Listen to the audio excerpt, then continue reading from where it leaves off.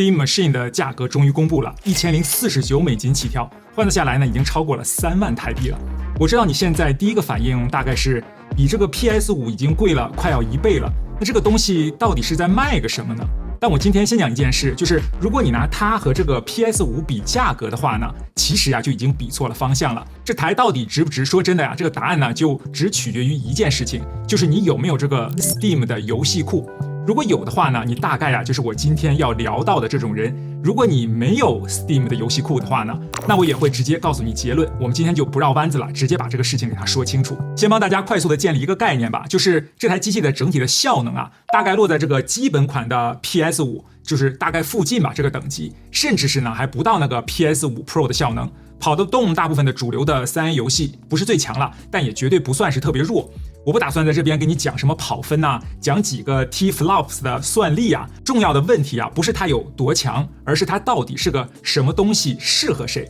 很多人看到這台呢，那第一個問題就是我到底是應該買這個 Steam Machine 呢，還是乾脆就買一個 PS5 呢？這個問題呢，其實問的是很合理的，但是我覺得這個問題的本身呢，其實就已經有答案了。因為這兩台針對的根本就不是同一種人了。PS5 賣的是進入 PlayStation 的這個生態嘛，它的這個自己的遊戲庫，然後它的那些獨佔的作品，還有就是它的那些訂閱服務了。而這個 Steam Machine 賣的它其實是完全不同的東西，它賣的不是一個新的遊戲生態了，而是把你已經有的那些東西給它直接搬過來。你在 Steam 賬號裡的那些遊戲，什麼夏季特賣的、冬季特賣的，然後買的時候呢，總覺得有一天會玩，結果呢就放到了今天，還躺在你的那些收藏庫裡的那些遊戲，你只要登入這個 Steam 的賬號他們幾乎全部都是能玩的，不用再重新買一次，不用重新建立什麼遊戲庫。不管你之前是在 PC 上玩的，還是在那個 Steam Deck 上玩的，那些游戲幾乎全部能夠直接搬到你家的客廳裡，搬到那個大熒幕上去玩嘛。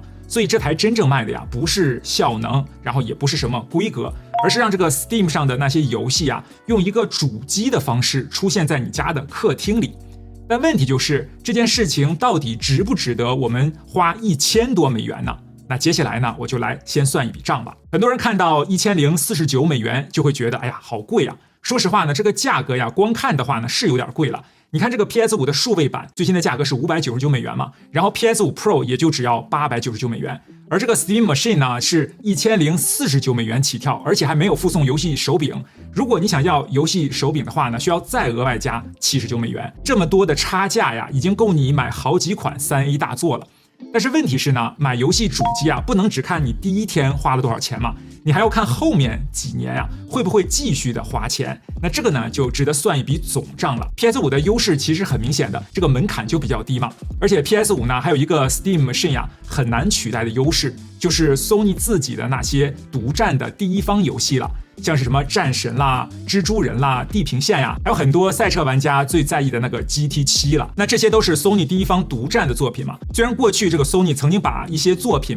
也移植到了 PC 上面，但是今年呢 Sony 已經正式宣布了，未來這個單人劇情的遊戲不會再移植到 PC 了，回歸這個主機獨佔的一種策略。這個彭博社還有就是 PlayStation Studio 的 CEO 其實都已經確認了這件事情了。我自己也是因為這個 GT7 才入手這個 PS5 的。所以如果你本來就是衝着這些游戲來的，那 PS5 呢依然是有它不可取代的價值的。再加上这個 PS5 的體驗是很單純的，你就直接開機，然後接上手把就能夠直接玩了，不用做任何的設定，也不用就是研究什麼相容性。那這一點呢，到今天其實還是很有吸引力的。不過話分兩頭說，這個 PS5 呢也是有一些後續的成本的。如果你想跟你的朋友比如說連線打一些遊戲，那大部分的多人遊戏都需要你訂閱那個 PS Plus 的服務。那目前呢，基本上一年大概需要79.99美金。雲端存檔也是一樣，需要就是完整的使用也需要訂閱這個 PS Plus 的服務。所以 PS5 是什麼邏輯呢？就是機器的成本本身是比較便宜的，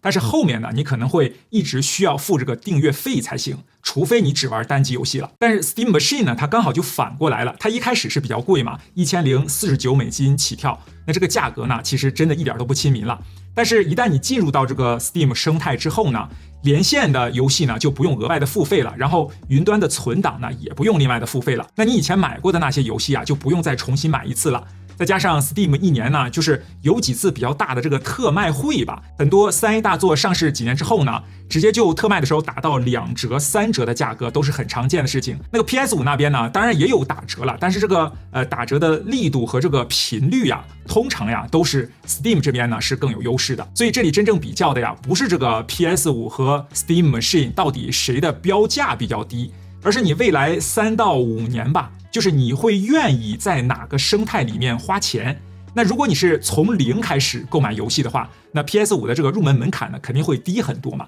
但如果你的 Steam 賬號裡已經有了一整排的買好的遊戲還沒玩過的話，那這個 Steam Machine 這個1049美金的價格呀，就不只是一台主機的價格了，因為你買的不是硬體嘛，而是你把整個的這個 Steam 的遊戲庫呀，就直接原封不動的搬到你的客廳裡繼續玩了。所以講到這裡呢，你應該也已經發現了 ，Steam Machine 呢，它不是賣給所有人的。那問題是它到底是不是賣給你的呢？那接下來呢，我們就直接分成3種人來看一下吧。接下來就要講今天最重要的部分了。但是在我說這個結論之前呢，我先幫你定義一件事情，就是什麼叫做有 Steam 的遊戲庫。很簡單，你就現在打開你的 Steam， 如果你發現呢裡面有一堆你買過的很多打折的遊戲，但是還沒有時間玩，那你呢就是我今天說的那種人，讓你的那些遊戏可以直接就是在你家的客廳的大螢幕上繼續玩。那這類呢可能就屬於第一類人了。我覺得即便它賣到1000多美金，也是值得你認真考慮一下的。第二種人呢，就是沒有這個 Steam 的遊戲庫，但是呢你想要一台客廳的主機，那我就直接跟你說結論吧，我會直接建議你去買一個 PS5 的數位版就好了，比那個 Steam Machine 啊還是便宜了450美元，而且還附送一個遊戲手把嘛，然後獨佔遊戲也比較多，然後遊戲的優化呢也會比較好，而且開機就能直接玩，不用你折騰什麼東西，省下那450美元拿去買很多的遊戲，這樣是不是就比較划算呢？而且因為你本來就沒有這個 Steam 的遊戲庫嘛，所以 Steam Machine 呢對你來說呀其實是沒有任何優勢的。第3種人呢就比較特別了，你不是要在你的客廳裡面玩遊戲，而是呢想在你的書桌上呢放一台小型的迷你電腦，然後兼顧這個辦公加上娛樂。那這個 Steam Machine 呢確實是有它的優勢的，因為它本質上就是一台 PC 嘛。如果你願意花點時間去研究的話，你甚至呀可以自己給它安裝一個 Windows 的系統，然後把它當成一台迷你的桌機來用，這個是 PS5 完全做不到的事情。但這邊也需要先講清楚了，這個 Windows 不是開箱就有了，需要你自己去給它安裝，然後自己去設定，有些驅動呀，還有就是相容性的問題吧，